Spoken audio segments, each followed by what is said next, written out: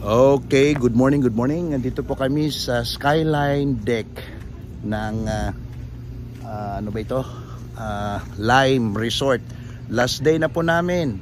Alis na po kami, tapos na po kami dito, 3 days and 3 nights. Doon naman po kami sa El Nido Garden Resort, 3 days, 3 nights din. Doon na yon sa town. Yan.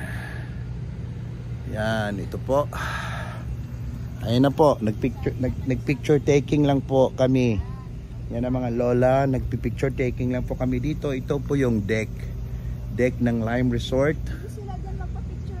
Pwede, dito picture kayo. At doon po sa baba nito ang pool, ang skyline pool. Yan. Ayan po. Yan.